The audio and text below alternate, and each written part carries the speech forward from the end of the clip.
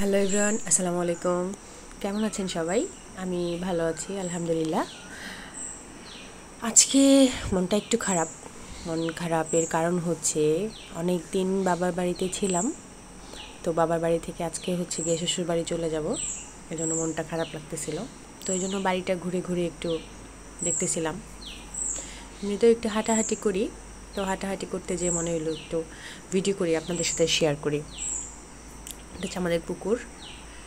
আমাদের বাড়িটা বেশ বড়।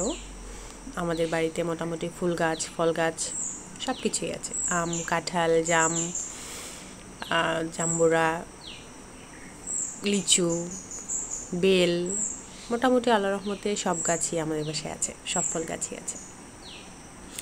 এই যে দেখেন, আমাদের বাসায় একটা বিলাতি গাব গাছও আছে, সেই গাছে গাবও ধরেছে। এই গাবটা যখন খাবো তখন আবার আপনাদের সাথে শেয়ার করব এই গাবটা খেতে কেমন। এই যে আমাদের কামরাঙা গাছেও ফুল চলে এসেছে। আমাদের এই কামরাঙা গাছটাতে প্রচুর ফুল হয় আর প্রচুর ফল হয়। আমরা আসলে এটা খাই না, বেশিরভাগ সময় বাইরের মানুষে কামরাঙাগুলো খেয়ে থাকে। আমরা একেবারেই খাই না বললেই চলে, বাইরের মানুষই সব খায়। হাঁটতে হাঁটতে আমি একটা আম পেয়ে গেলাম, একটা পাকা আম পেয়ে গেলাম। ঝুরঝুর করে আম পড়তেই থাকে। এখান থেকে হচ্ছে আমাদের বাড়ির হচ্ছে এখানে আমরা চাষাবাদ করি, মানে এখানে হচ্ছে সবজি টবজি গাছ লাগায় আমার ভাইয়া, আমার আম্মু। তো এখান থেকে দেখেন পদ্মা নদীটা আমাদের বাসা থেকে কত কাছে।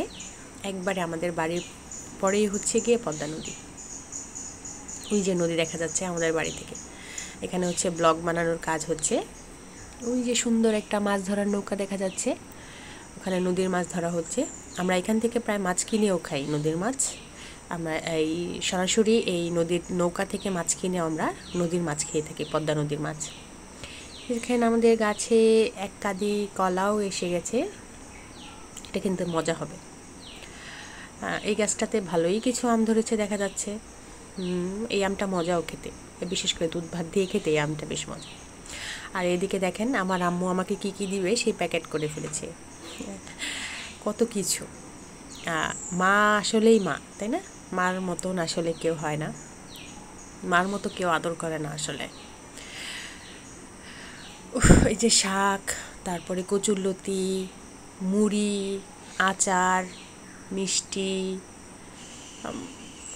মানে কি দিবে না কি রেখে কি দিবে সেটাই বুঝতে পারে না। এই যে ফল, এই যে রেডি হয়ে গেছে আমার জন্য শাক, মানে বাড়ির পাশে যে শাক তুলেছে সেটাও আমার জন্য দিয়ে দিয়েছে। এই যে এদিকে আমার ব্যাগ গোছানো হয়ে গিয়েছে, আমরা রেডি হয়ে গিয়েছি, আমাদের যাওয়ার সময় হয়ে যাচ্ছে। আমার মেয়ের লাঞ্চ প্রায় শেষ, আমার ব্যাগ ট্যাগ আমার আম্মু সব রেডি করে ফেলেছে। এখন শুধু এই যে তরমুজও কিন্তু দিয়ে দিয়েছে, হ্যাঁ।